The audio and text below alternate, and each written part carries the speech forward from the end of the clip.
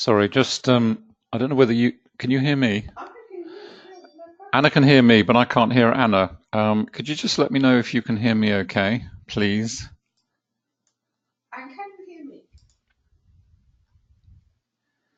Thanks, Mark. So, yep. So you can hear me okay.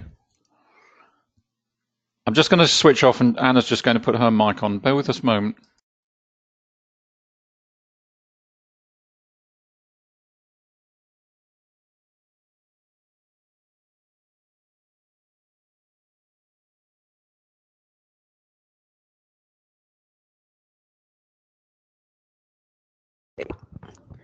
Now I can hear you. Yeah, sorry.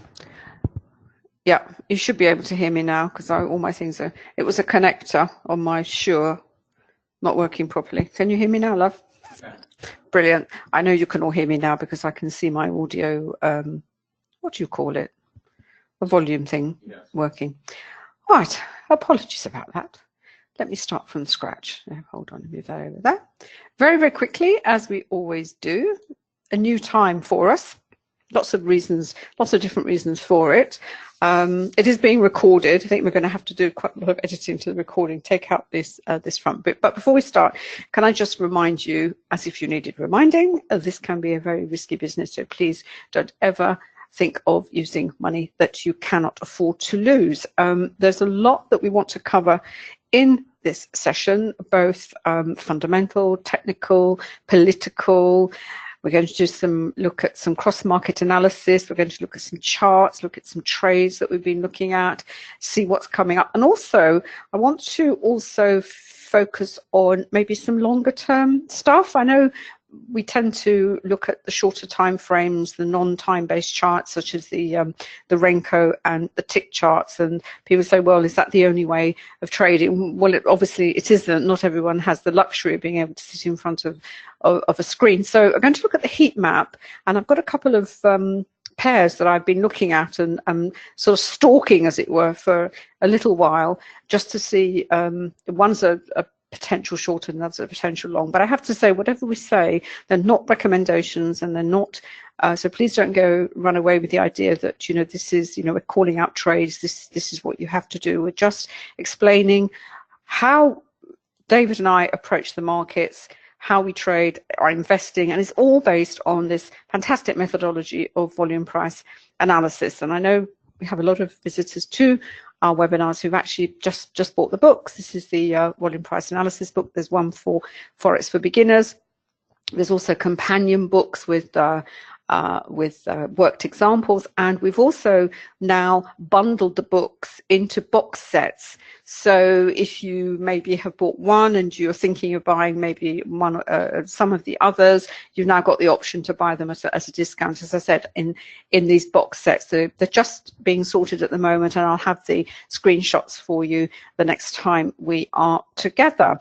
Oh, there's the Forex for beginners there, as you can see. And this is obviously just the Forex session, where we will be looking particularly at MT5 and the NinjaTrader platform. And I also have to say, my MT5 unfortunately had a bit of a crash early this morning, so I've had to rebuild it with my profiles and what have you. So I don't have as many as I would like, but I've got the ones that I was covering. So we'll be having a look at those. But before we plunge in, can I just pass you over to David for a couple of minutes? He wants to say hello as well. Thanks, darling. Hello, everyone. Sorry about the glitch at the start of that. I don't know what that was. I think, as Anna said, it was a loose connection, so apologies for that. If this is the first time you've come along, very warm welcome, and obviously welcome to those of you who come along regularly. And just to highlight what we do, predominantly tend to focus on the MT5 platform, but I have the NinjaTrader platform running on my side, and we'll probably flip-flop between the two. If you have any questions, just drop them in the chat box. Happy to answer them there if they're short questions. And if you've got longer, a more detailed question required, then we'll answer that on air for you. So I will pass back to Anna, and we will get going. Yeah, longer. I mean, longer term is just a relative term. You also have to it's really more for if you can't be at your screen full time, because I know a few years ago there were lots of people in this industry who were saying this was a fantastic trending market. You know, you could you could take some levels, you could put an order in, and you could leave it to run for weeks, as it were, and at the end of it you would have this fantastic trend. And in hindsight, that looks absolutely amazing. But this market, in fact, all the markets have changed so dramatically in the last, certainly since we first started. I can assure you, when we first started, well, certainly in Forex, it was literally, you know, you start on a Monday, are we buying or selling the dollar today?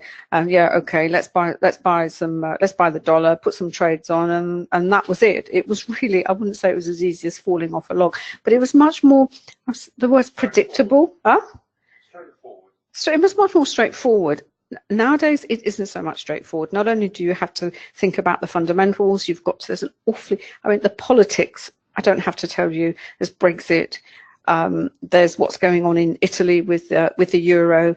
There's, I mean, a classic one today, and today I had penciled in, and so as everyone else, as one of the main events of this week, was Draghi was supposed to be speaking today, and I believe it's been cancelled. Let's have a look. When I look it up, there's a source cancelled speech, and that's quite, you know, this was a big sort of red flag event, as it were.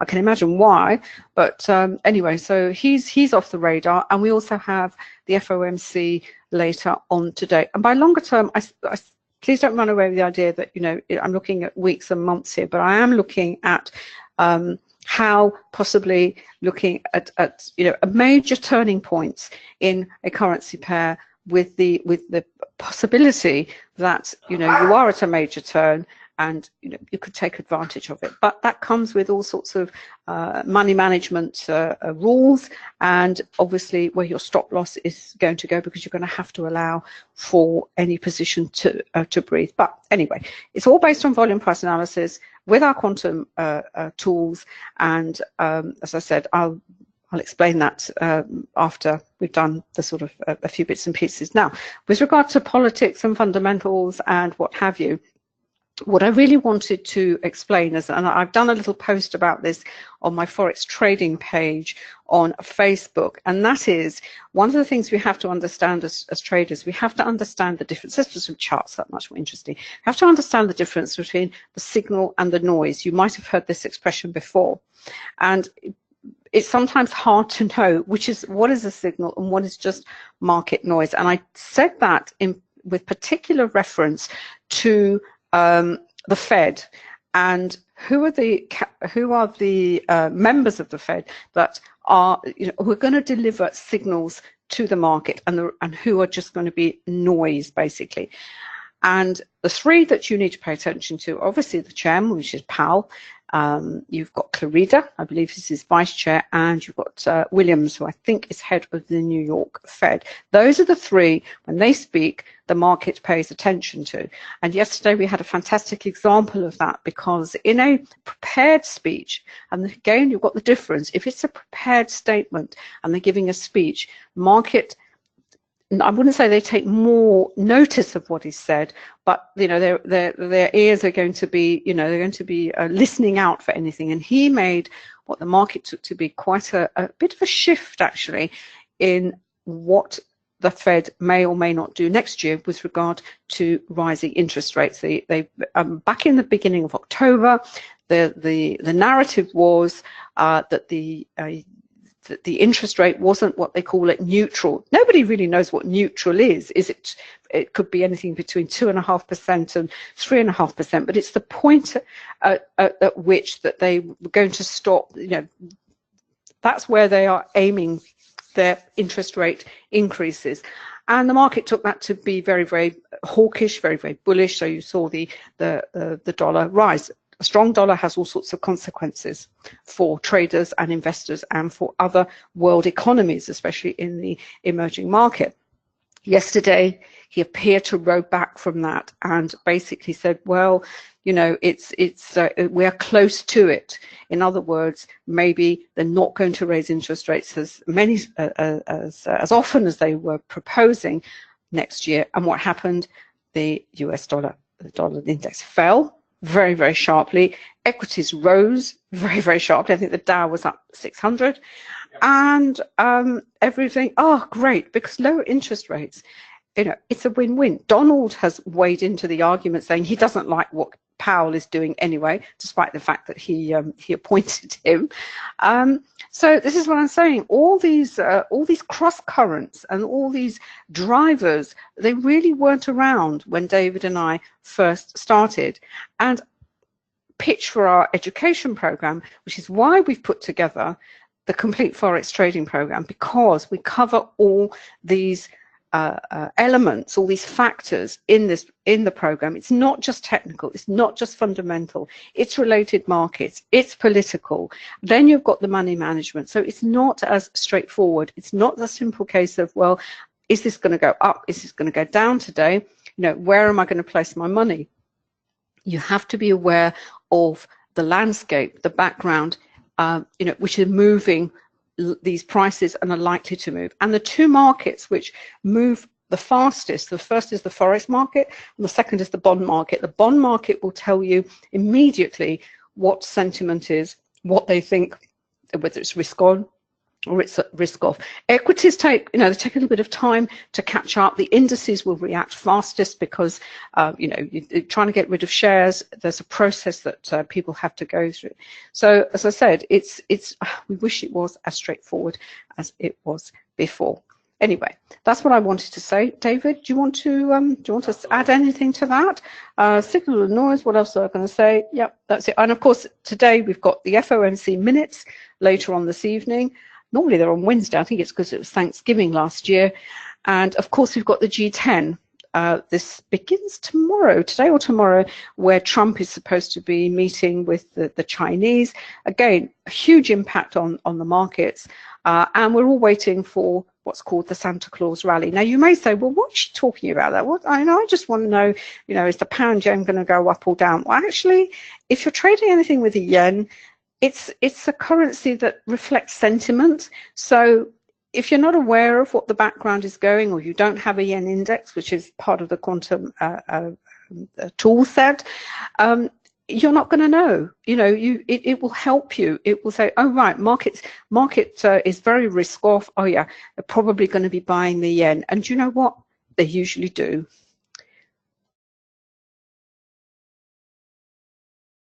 Great, thanks, darling.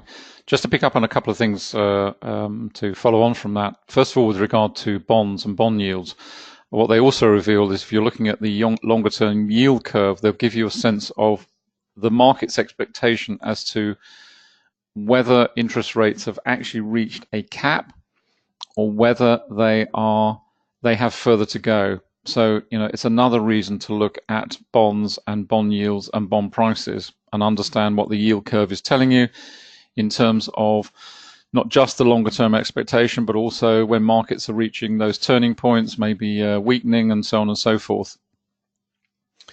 The other point I would also make about just going back to the education program, in fact, one of the PDFs we put together there was a walkthrough of a complete year in the life of the Fed and the associated Fed statements.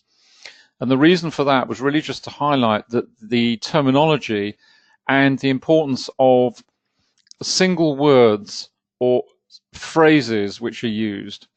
And yesterday was just a classic example. Anna used, you know, I said to Anna, use the word to use is straightforward. You know, years ago when we were trading Forex when we first started, it was pretty straightforward. Yesterday was another straightforward day for a different reason. It was straightforward because when you were looking at the risk sentiment, it was pretty obvious what was going on, and the risks on the trading opportunities were very low because the strength of that move was self-evident. It was self-evident from so many different perspectives, and it was driven by the comments and rhetoric. And obviously, as part and parcel of that, you were looking at the yen index, the yen pairs, the yen complex, a bunch of equity indices and so on and so forth. It was one of those days when you really couldn't fail to make money. And those are the days when you've just got to load up and go. So it's understanding all those principles. But I would urge you, if you've never sat through a statement or listened to one live, I would urge you to do so. And I'd put it on a fast chart, because what you'll see is the instant reaction of the markets to a particular word or phrase. And it's amazing. We've done it. I think we did a webinar with, I can't remember now, but possibly an ECB press conference. But if you put it onto any press conference live, a major one, put a decent chart up on put a decent pair up on a 1 minute time frame, and watch the reaction to the market as each word comes out. It is quite extraordinary. So I would urge you to do it. And as I say, in the program, we literally go through a year in the life of the Fed, and the reaction of the market to the words or phrases used in those statements and how the market duly reacted. It responds immediately. Whether that changes the longer term trend is a different matter entirely. Do you want me to pass back to you, darling? Yeah, just going to pass back to Anna on the MT5. Okay, a couple of things about MT5. They've had a fantastic update on the platform, and if you haven't tried it yet, this is what they've done. It allows you to undock charts from one screen to another. And I found with the MT4 platform, unlike Ninja, I found it really annoying that I could have a profile with multiple charts on, but you had to keep expanding them from the toolbar at the bottom. So what you do now is, if you just right click on the chart, you should get this little pin here, which obviously says docked, and you hit the pin. And the chart miraculously can just go over to it's gone over to my second screen. You can't see my second screen, but it is over there. But what that means is that I can have my my collection of charts that I have on. I have my Renko. This is the pound. This is cable. I've got my Renko, which is set at I think 2 or 3 pips.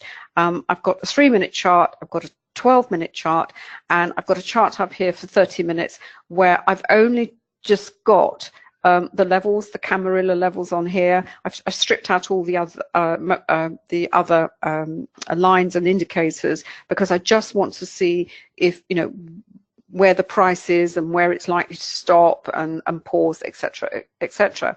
So, which is great. So, and then you just bring it back. The only thing is, if you want to change the time frame on the chart that you've undocked, you've got to click that on, and then it will change the so we can move that to, I don't know, let's make that 12 minutes as well. Okay, fine, there we are. So and it just makes life an awful lot easier. So it's just so if you haven't tried MT5 and you want to try it, it's brilliant. And as I said, you can move whatever charts you want. So you could have just to keep an eye on what's going on the indicator. Well, I've got my indicators on here. I've got the CSI. I'll have the and I've also got the dollar index, and it just saves flicking them up and down all the time. But it's a fantastic feature, and it's certainly make it it's a great feature. I don't know whether it's available on MT4. I kind of stopped using MT4 because of the lack of flexibility on the time frames, but anyway, that's what I wanted to say. Right, going back to cable this morning, not quite sure that, again, central banks, the other someone I follow wrote a nice email, a little post, which basically said there's only one central bank that you need to follow, and that's the Fed. I mean, Carney has been saying all sorts of things about what, the doomsday scenario that will follow should should there be no deal, and GDP is going to be minus God knows how many percentage points in the next 50 years or so. But anyway, whatever. But from a price action perspective, we know anything to do with a cable, euro pound, with the pound generally, it's going to be driven by what may or may not be said in the context of the Brexit negotiations. But from a price action perspective, assuming that was, you were just looking at this morning, and this is the one that we were looking at, and as David always says, in the price cycle, again, which is explained in great detail in the program, price cycles. I had my little schematic of the Wyckoff, which I'll bring in next time. As I said, I've moved computers, so I've got to and I've lost a lot of stuff, so I'm going to start again. But essentially, congestion periods. Congestion periods, You know, a lot of traders don't like them because they think it's just about breakaway trading, breakout trading, and they say, oh, breakout trading, there's so many fake outs, and you know, and it's really not a great way to trade. Much better perhaps to look at reversals, etc., etc. However, there's a fantastic example on the if you're on the faster time frame charts, when you're looking for an opportunity, often before crossover, session crossovers, before news items, pairs, markets will go into consolidation, into congestion. And we had a great example of this morning on cable. This is the 3-minute chart. You can see the volume point of control here. This is where we have volume. We're looking at volume, price, and time.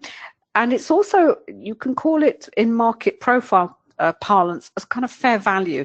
Market is quite happy to transact in this range, as it were, and you can see the range as it's marked out, not just by the pivots. I've got some fractals here as well, and it's rotating around the volume point of control. And if you don't understand what price action does in this particular when it's in this particular phase, as it were, and you don't understand about consolidation periods, and you don't understand why they're there in the first place, it really makes trading very, very difficult, because there'll be traders in there thinking, oh, that's going to go up, oh, I think I'll take a long there, and bang, it stops at the top of this range. Then they'll think, oh, I'll just reverse it and go there. What they don't appreciate is actually the price action is in a consolidation phase, and the ceiling of resistance and the floors of support are actually being, if you like, staked out, as it were. Then something may happen. I don't know at this point what it was, and you get the breakaway. And you can see here with volume, what volume does, it actually validates that move. And of those of you who came along the other day to the stock one would have heard me say that I don't diss price action traders. I think, fine, if you're happy with just looking at price action and you can make a good living as a trader from it, good for you. All I would say is, if you have volume, what volume does, it not only tells you whether the move is genuine in the move lower, but also whether it's a fake move. It's what we call an anomaly. It's not genuine. But this is the move low. It was also accompanied by volatility, because we had the volatility indicator triggered as well. And as often happens, the price goes in there, and then it before it perhaps it carries on in the way in the original move lower. But look what happened then, right? You may think, oh well, there's a wick to the bottom of that candle. It looks like a doji. A lot of traders think, yeah, that could be a reversal.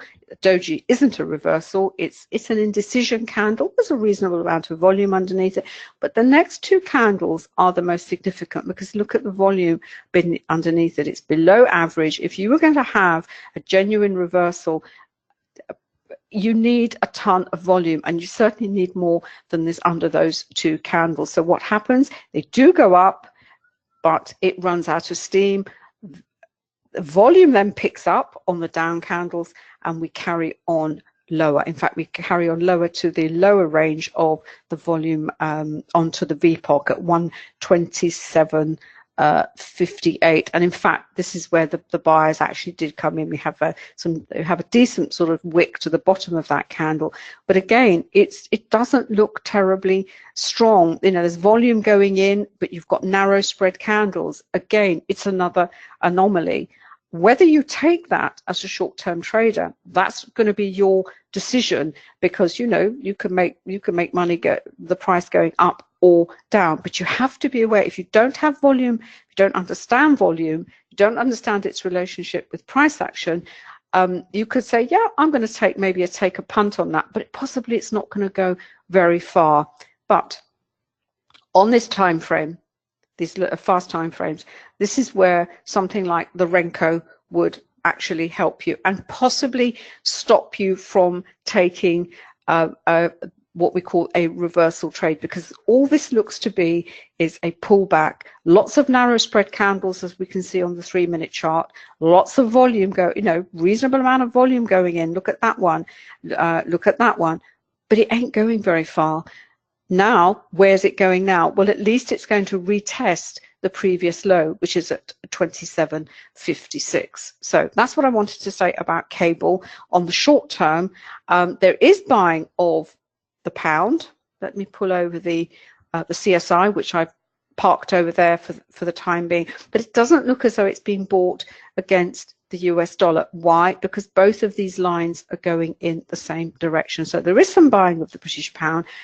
Possibly one to look at would be against the Aussie dollar, which is turning over, and also against the New Zealand dollar. And in fact, the pound New Zealand is one that I'm going to look at on a much longer term basis using the heat map indicator. But pass over to you.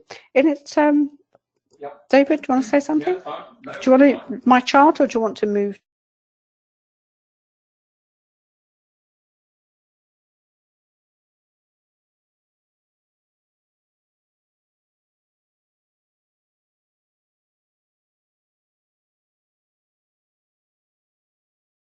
We're just switching screens. Just move over onto NinjaTrader.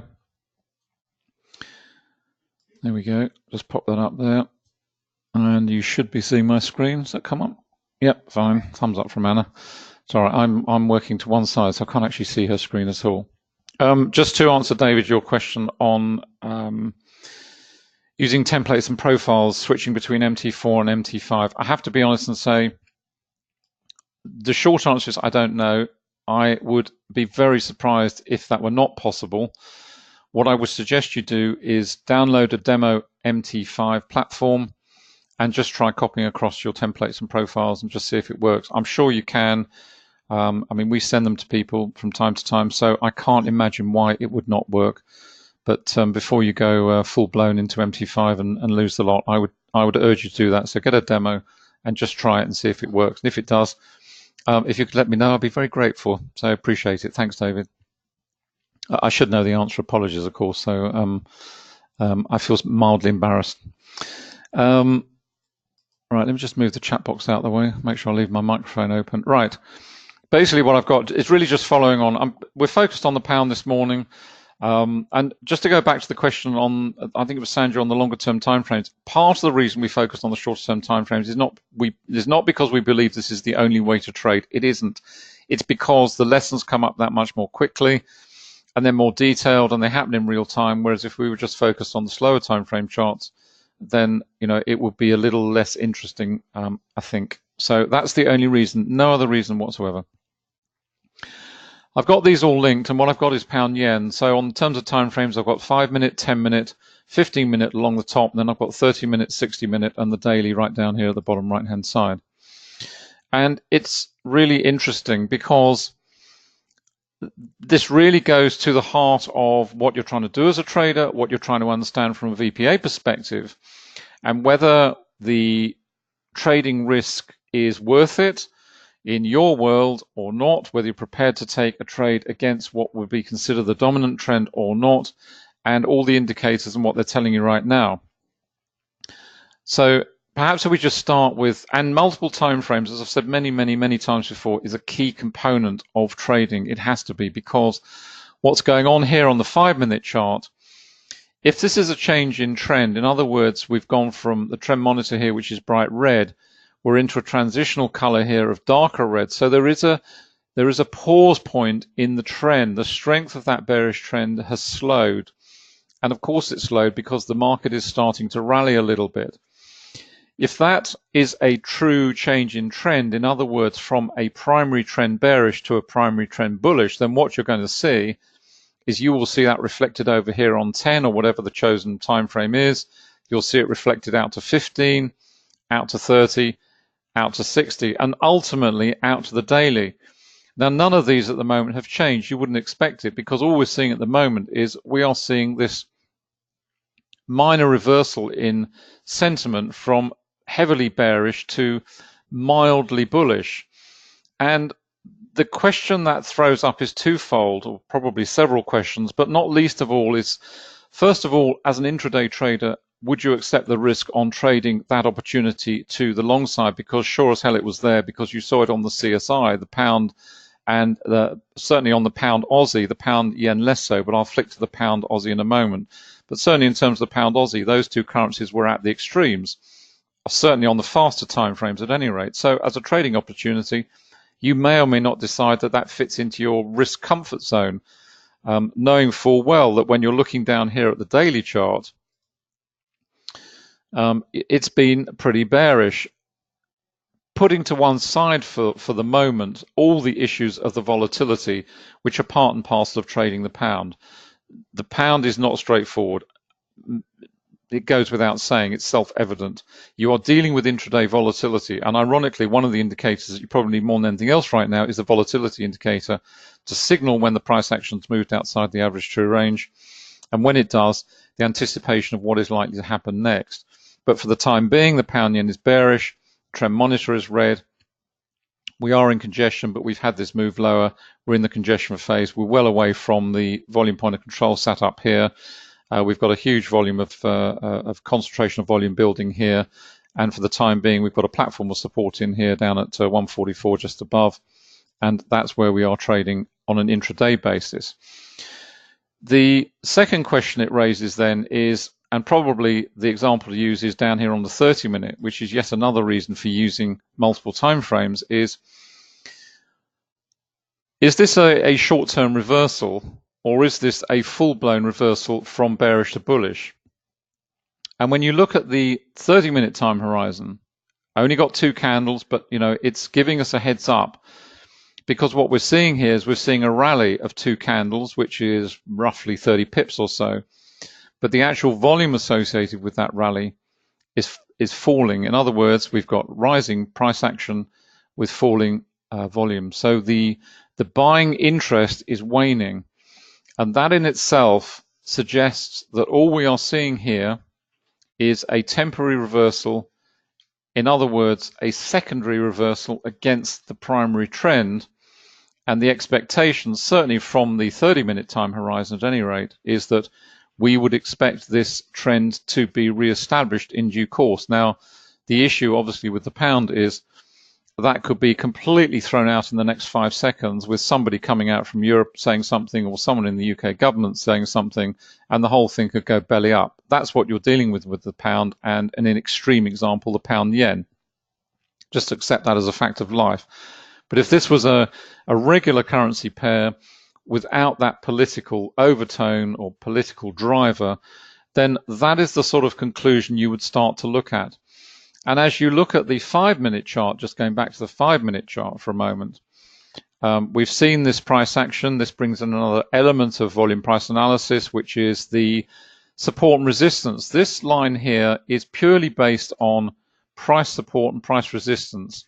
It's exactly the same, works in a similar way to the support and resistance indicator on MT4/5, but it's purely looking at price action. It's looking at the number of times this particular level of price, and it's absolutely precise, has been tested or retested from below, from above rather. But it's creating a platform of price action where that will then possibly act as resistance in the future or as support. What was, yeah. Just explain what I've just written it down, what the Yep. yellow, the hatched line, yellow, and also the accumulation distribution is. Yeah, sure. Just to talk about the various lines on the chart, these levels here, the blue dash and the red dash, they are purely support and resistance. They're accumulation and distribution. They are regions where the price action has either found support, or found resistance. And the thicker these lines, then the deeper that area of price resistance or price support is. So that's the red and the blue lines here, and you've got the same down here. So these thinner ones, these very thin dashed line, that is a relatively thin area of what would be potential support as we come down to test it. And if we're testing it from the underside, this line here, this red line, is potential resistance from the underside. That's the accumulation distribution indicator. But in terms of MT4, MT5, the way MT4, MT5 works, it's purely based on price again. So it's traditional price action. And the solid lines in that particular platform variant represent stronger regions, and the dashed lines represent less strong regions.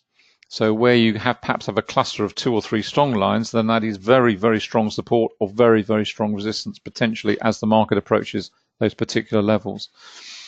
The other indicator is this one here.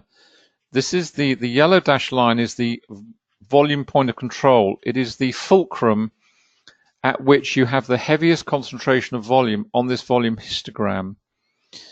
And what that is presenting to you is those regions on the price chart where you have either very dense volume, which you have here, and that is the heaviest area of volume, and where you have very thin volume.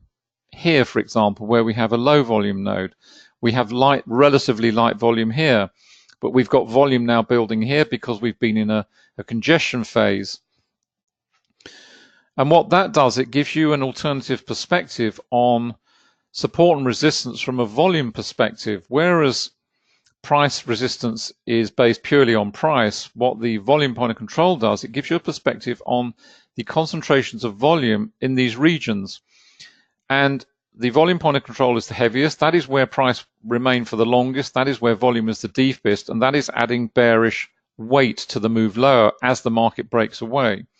But more importantly, for you as a trader, once the price action gets down to these regions of thin volume, and indeed reinforced by the fact that you've got very little price resistance there either, so you've got what was price support here, which was then breached, you've got some potential price support here, but in this region here, you had relatively thin volume. So the expectation is that the market is going to slice through there pretty quickly. So if you're looking at this as an opportunity, as a breakaway opportunity, and you're seeing relatively thin volume below, then you expect the market to go through there pretty quickly, purely because there's nothing to cause the market to pause for 2 reasons. Firstly, because you've got very light volume. Secondly, if the market doesn't or hasn't considered that area important in the past, why would it consider it to be important now? That's a more sort of philosophical debate, if you will, but that's basically how the premise on which the volume point of control was developed and built.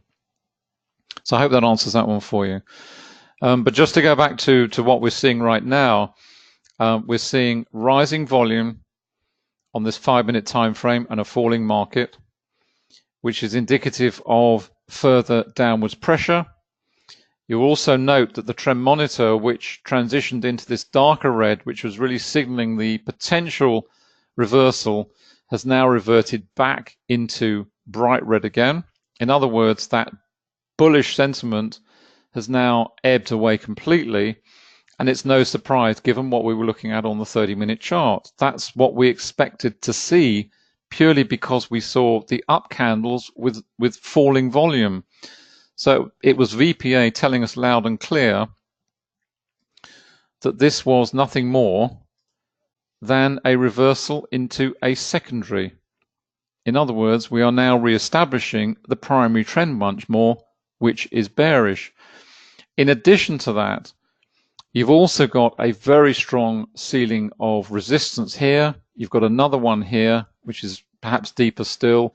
You've got 2 here that perhaps are less well defined, but certainly adding them together, you've got some pretty stiff resistance through this region.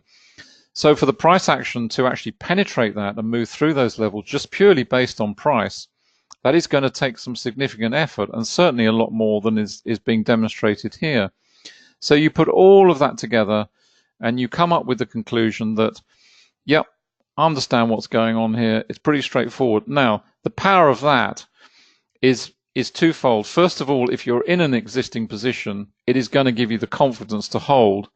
And secondly, if you're not in this move already, then it's potentially an opportunity to jump in. Now, I wouldn't suggest you do, for the simple reason that we are still trading within the price action of the volatility candle, which is a further reason why we were expecting the market to retrace, because whenever you get these, we didn't on this one, we followed through. But then in addition to that, what we were seeing here was rising volume and falling prices, which is very demonstrable of a market that is weak. That's what you want to see. It's a price waterfall. Markets are falling away very quickly and the volume is rising. In other words, the selling pressure is increasing. More and more people are selling. It's a little bit like Bitcoin. More and more people are selling in that market now, which is why, it has moved from $10,000 down to $4,000. That's the reason. It is volume. Volume works in exactly the same way in that market as indeed it does in this. Yep. Sorry, I tend to have the chat box closed just while I'm rabbiting.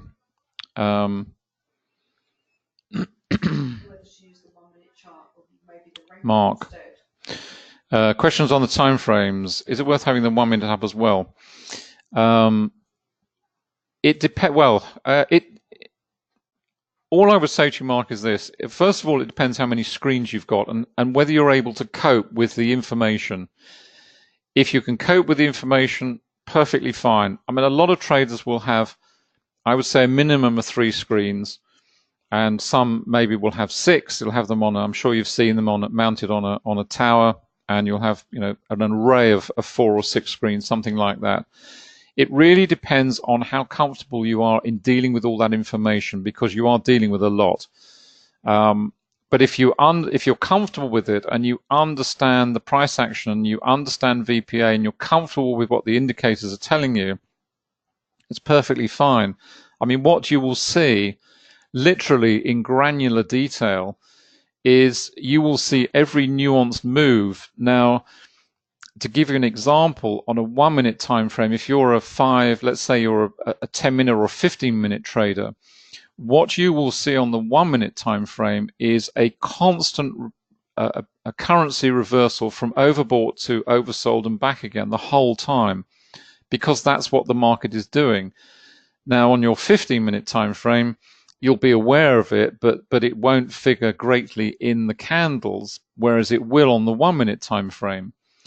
So if you're comfortable seeing that all the time, it's no problem.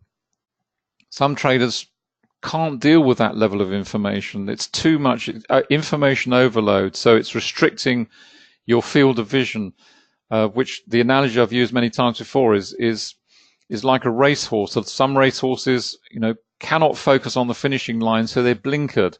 And in a way, that's how you need to be. You need to focus your vision on whatever your trading time horizon is, and then really try and isolate yourself from everything else that's going on around. But if you can deal with fast time frames like that, if you can deal with having a huge amount of information coming in and what it's telling you, it will paint the complete picture for you. But as I say, that's very much a personal choice. There is no right or wrong way of doing this.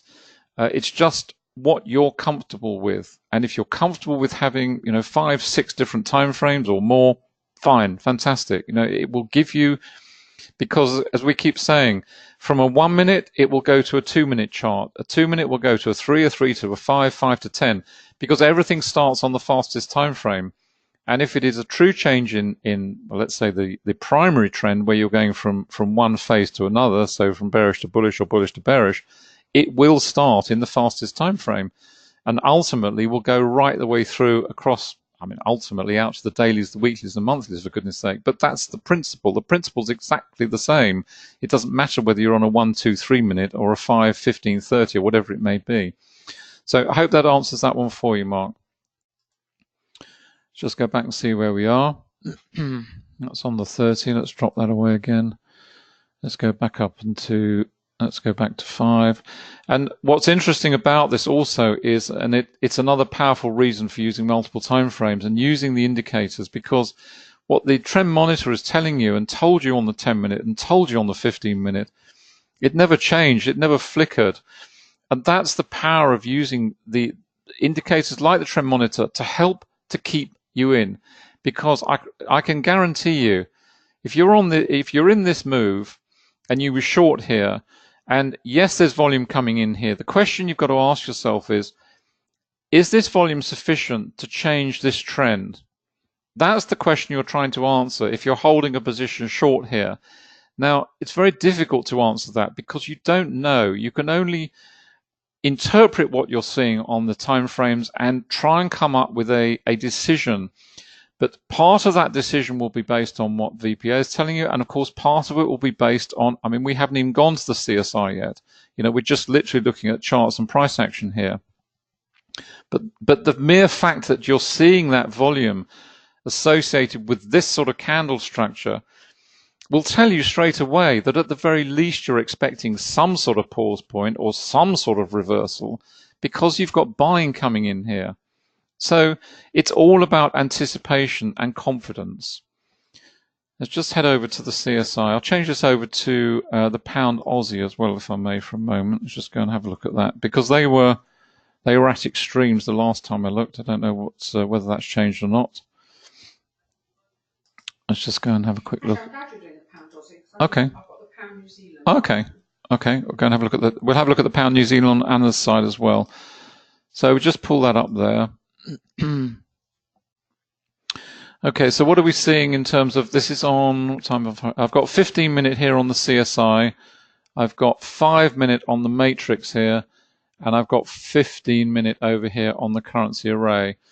As you can see here, we've got, this is the pound Aussie, which is right down at the bottom. So there's been a lot of selling pressure on the pound Aussie, and as you would expect, you know, the pound is I wouldn't say it's universally being sold, but it is, you know, heavily stacked down here. The euro pound is where you expect to see it up at the top here pretty much. And the only one that's kind of lagging a bit is this one, the pound Swiss, which may well be moving down to join its brothers and sisters at the bottom there.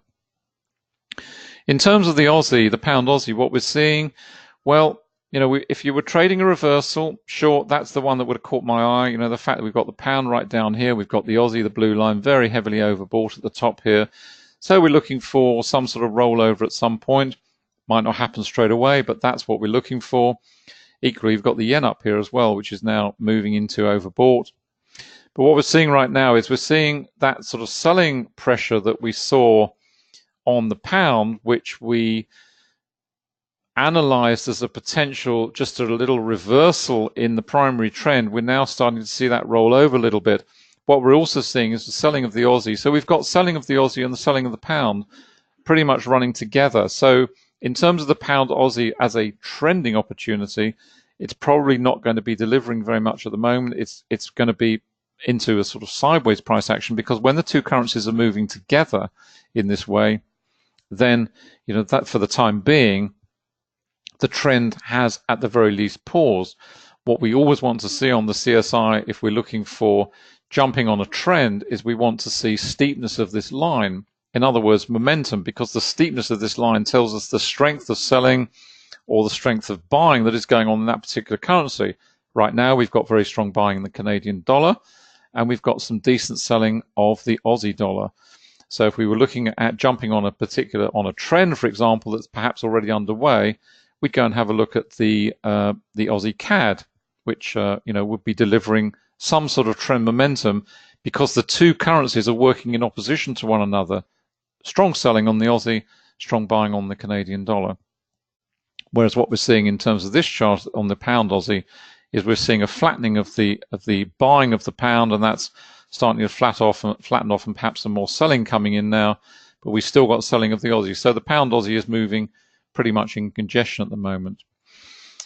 And just moving to the matrix, we've got the pound dollar at the moment. Down at the bottom here, we've got pound CAD. Where's pound Aussie? Pound Aussie is up here.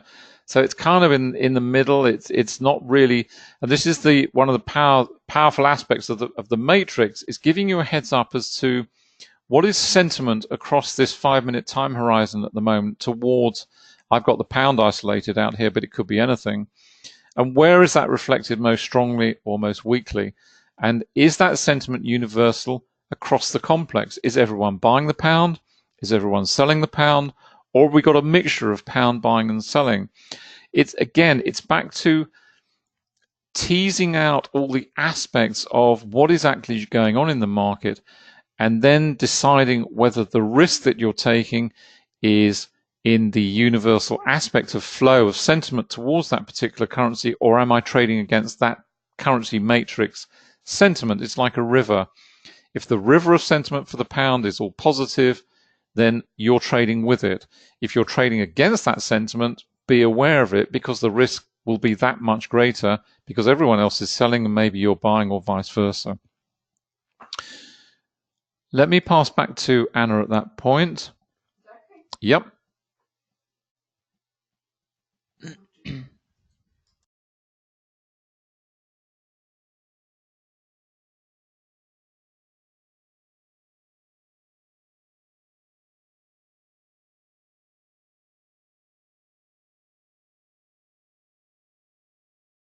Actually, I'm really glad David chose the pound Aussie, because I was going to have a look at, this is my workspace for the pound New Zealand, and the reason I put it together was, well, a number of reasons. It's because, as I said right at the beginning, I wanted to have a look at possibly things on a longer term, in inverted commas.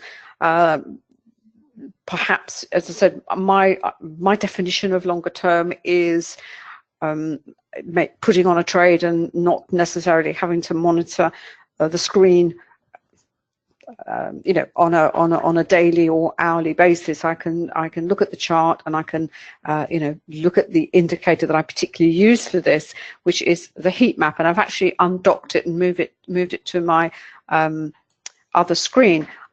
Before I do that, can I just have a look at the faster time frames for the pound New Zealand? Because when we looked at the CSI, otherwise I won't be able to change it.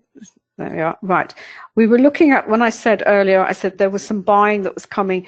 That's the fall in the pound. Let me just move up the time frame slightly. There we are, so we can see it a little bit better. Here we are. This was the fall in the pound, and you can see here it was very, very oversold. This is on the 20th. This has been going on, as I said, from just after the London Open. And when things become very overextended, then we know we are looking at a potential correction, pullback, could be turned into a full-blown reversal. We never know at the point that we see these overbought and oversold, but you know, it's a heads up. It's a signal which says, hey, pay attention. This could be interesting, and you know, to consider. And what you do is, this is the Australian, and this is obviously the British pound. This is what David has been looking at, and this was my pound New Zealand. And the reason I particularly looked at the pound New Zealand, because on the heat map, it's right at the bottom as well. So if I just take that over the other side again, this is really so cool, and makes life so much more interesting, and make easier for trading. Right, this is the 30-minute on the pound New Zealand, and just expand that. And we have a point here where if we have the volume point of control, we'd had if you look back here, we'd had this breakaway and it back up to test it, and the breakaway was successful again. And you may say, well, you know, look at the volume underneath it. It looks like it's below average.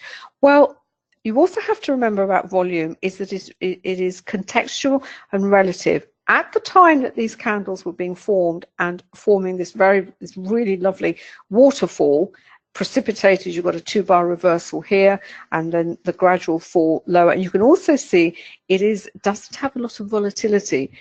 With the pound at the moment, and you want to sell it or buy it, you're not going to see as many volatility candles on the cross pairs that you will do on, say, the cable, or certainly pound yen. We have one here that was very, very dramatic. But if you look across the chart and you compare the 30-minute chart of the pound New Zealand, maybe with something like cable or pound yen, you will find those other two pairs absolutely littered with it. Now you could say, well, look at that volume. How am I supposed to interpret that? When it was all very low and this is nice gentle waterfall. Well, it is, first of all, it's in the it's the session time.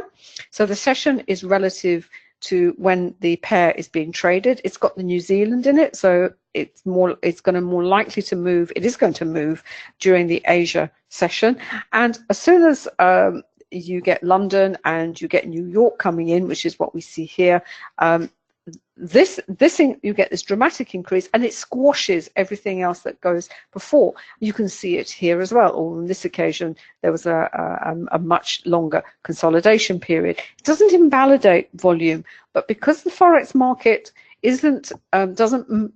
hasn't got the same number of participants on a 24-hour basis, we have to look at volume in a more nuanced way, and not simply say, oh, well, that's not valid because look, it's not giving me the lessons and the signals that I can see, when maybe London and maybe New York is open. And we also have to factor in things like holidays as well. So we had another very similar to cable. This is on the 30-minute chart, a move lower. It's also on the 12-minute chart as well, although the volume point of control was up there, but it's subsequently moved lower. We had this move lower here, but what we're having here, what we're looking at the moment is we've seen the pullback. This was the buying that came in for the British pound, and I said at the beginning, not so much against the US dollar at the time, because both currencies were moving in the same direction. You were probably going to see it much more against something like the New Zealand and the Aussie, and that's what we've duly seen on this chart, and picked up again, as I said, with the Renko. Whether that move higher was going to be worth taking depends on two things. First of all, the spread that you're going to have to absorb in any trade that you take. And somebody asked the question, is it worth taking something like a pound New Zealand in the London session? It goes down to volatility, in the sense that you've got to check out with these pairs whether, on generally speaking, they are going to move sufficiently for you to be able to take a short-term trade.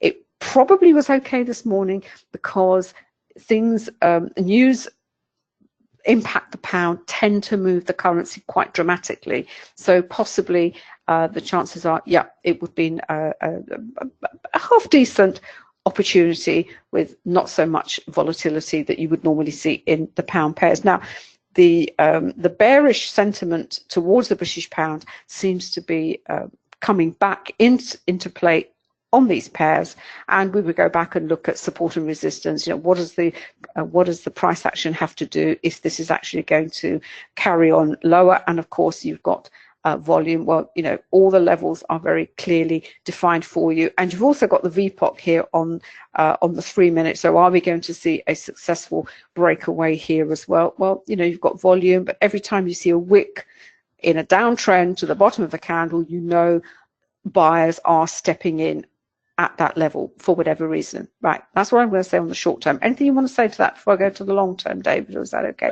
No, the only thing I'll just add on. Yeah, I'll tell. Just to add to that, which again is perhaps self-evident from the screen layout, but using a non-time-based chart such as a Renko with time-based charts is just a great way. It's another confidence builder. We all need confidence. We all need confidence to get in, to stay in, and that is the hardest thing to do, is to stay in. And what you'll find with the Renko is that it will help to smooth out the price action, and it will help to build that confidence that is so important. And of course, you can use the indicators in exactly the same way. You've got the trend monitor there, the support and resistance I talked about in terms of the equivalent to the accumulation distribution there. You can see those dashed lines are where you've got less strong regions, and the solid lines are where you've got stronger regions. And the other thing I'd also say about the indicator is this. I'm sure you've seen them, those indicators where you get a great wide range of potential support and resistance, which, let's face it, is pretty useless. You do need to have some pinpoint accuracy. These are down to the nearest pip, for goodness sake. So they're giving you a pretty clear signal of where that level is precisely. This is not some sort of vague region where it's wide. It's pretty precise. They are pinpoint accurate. And as I say, you've got stronger regions with the solid line, and you've got less strong, but that's purely based on price. It's based on those regions where the price action has paused, found support, resistance, tested, retested, whatever it may be doing, and delivering those accordingly. And they always appear very much around the price action. This is the other point. You want to see them where the price action is. It's why we call them dynamic, because they actually appear primarily around those phases of price action where the price is at present.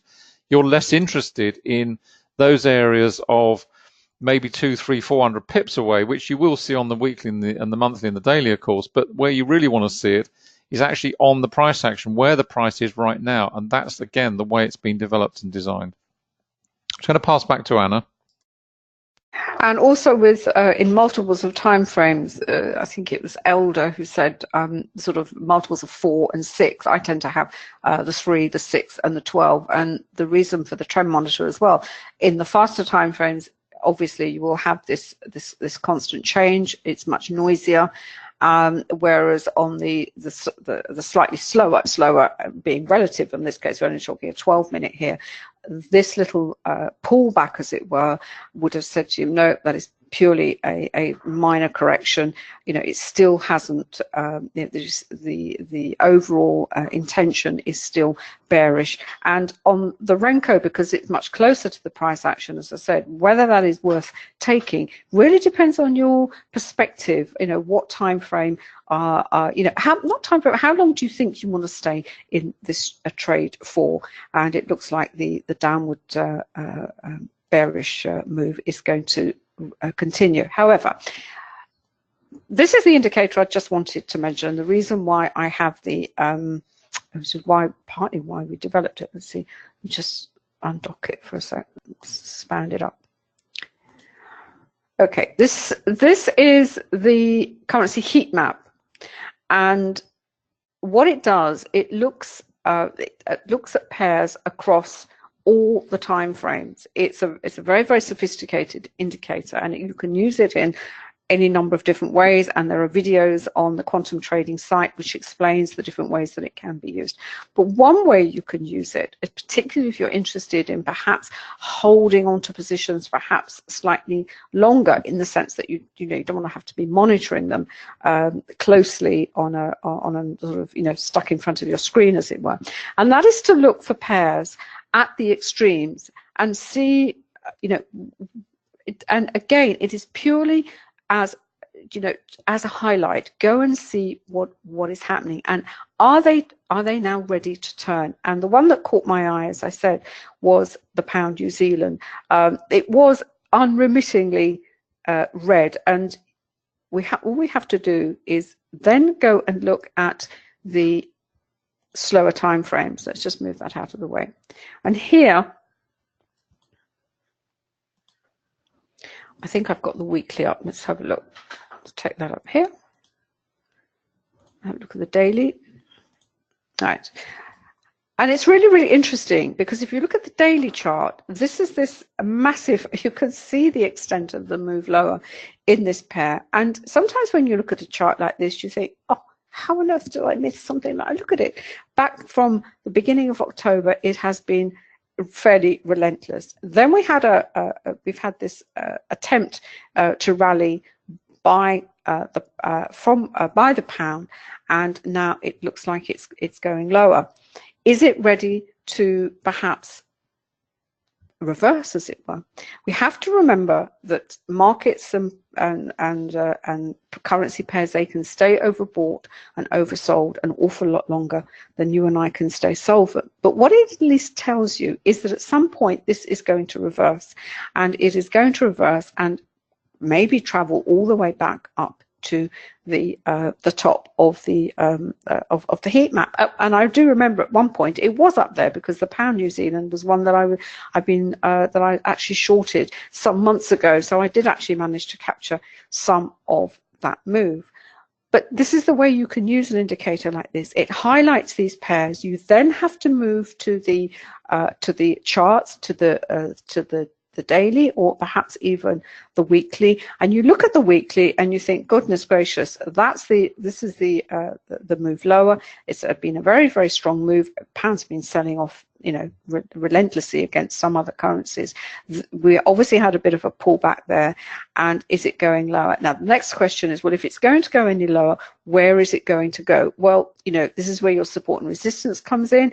I mean, it could conceivably, you've got the VPOC all the way down here, could it conceivably go back here? Yes, it could. But having this sort of information, and because it's 28 pairs you're trying to scan here. Somebody said, oh, how many time frames can I have up do I monitor at one time? Our brain can only cope with something like 9 pieces of information simultaneously. That's about the maximum. And if you keep that in mind, having something like a heat map, a CSI, a currency array, it just puts everything in a very visual way, and it just highlights. So you treat it almost like a stock. You put it on a watch list. So you think, that's interesting. Maybe I'll wait a day or so. Let me go and see what's happening. And this is where you would use your candlestick patterns. You would look at the volume profile. You would look at the support and resistance that's being the zones, the areas where the price is now moving to, and you would say, yeah, I'm going to monitor it. I'm going to look at it again maybe in a day or two, because the heat map updates dynamically. So this is one that I definitely got on my radar because it's right at the bottom. You can do it with all the pairs. I would suggest if you've got the heat map, just go and have a look at the longer term time frames. Look at the candle patterns that are there. Look at the support and resistance. Look at the Camarilla levels.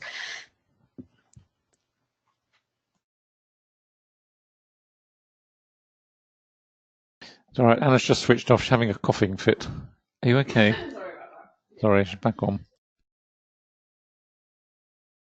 And as I said, keep it on a watch list. Now, moving back to the heat map, when you have reversals, certainly from bearish back to bullish, markets move a lot more slowly going up than they go down, and you may think, well, actually, let me see if something's overextended and I want to sell. You do the reverse, the exact opposite, and you go to the New Zealand CAD, which is also I put up here. Let's have a look. Have I done the news? Yes, I have. There we are. And again, you say, well, is that ready to roll over? What it also tells you is the individual currencies that perhaps you should be looking at and thinking, there's a lot of heavy selling of one particular currency. Is there a particular reason for it? This is where you maybe look at the fundamentals behind it, because if you're going to trade these longer term timeframes, it tends to be other factors, not just technical analysis comes into it. It's the fundamentals. Is there a political reason? And on the daily chart here, I've actually got the price now hitting the R6. The R6 is a very important level on our Camarilla indicator, because if it manages to get through the R6, then you could say, well, possibly we were going to get a breakout. The levels on the daily chart are here for the rest of this week, I believe. If you want to see what they are for the rest of the month, in fact, we've only got a day for the rest of the month, so we might as well take this R6. You can see here, what is this candle? You've got a nice big up candle on the day, a reasonable amount of volume. Then you look as though you've got, is it going to be a doji candle today? Who knows? Volume has fallen away as well. So as for a potential short, this may be worth considering as well. It's also got the Canadian as its counterparty currency. Now, the Canadian is very much linked to the price of oil. So as the price of oil has fallen, it's no surprise to see that the Canadian has been selling off quite strongly. Again, it's understanding the relationship that individual currencies have to the rest of the market. And again, I don't want to keep saying it, but it is something that you have to be aware of. And again, it's what we cover very much in the Forex program. David, do you want to say something, or that was it? No. I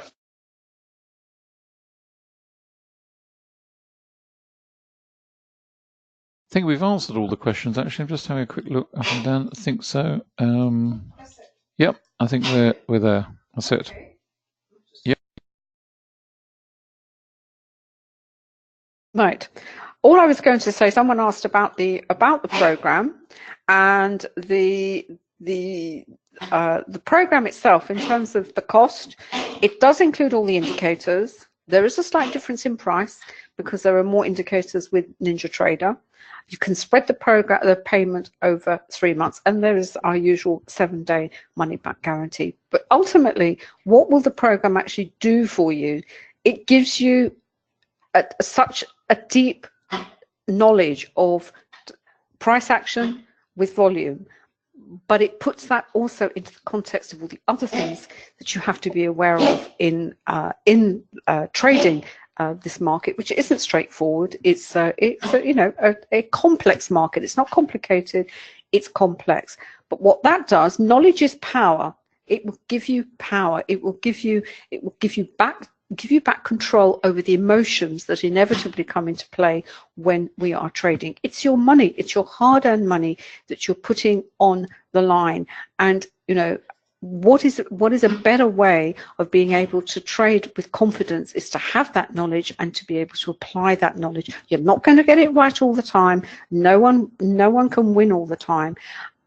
But at least you are going to be, you're going to have a huge advantage over the vast majority of traders that are out there at the moment. And this is details of the program that you can find here at quantumtradingeducation.com. The actual indicators are over here at Quantum Trading, and we've got details on the MetaTrader and the NinjaTrader, and we've also developed the indicators for Trading View, which we are hoping to launch very, very soon. Right, that's all I've got to say. I just have to thank you all for coming today. Is David, do you want to say something?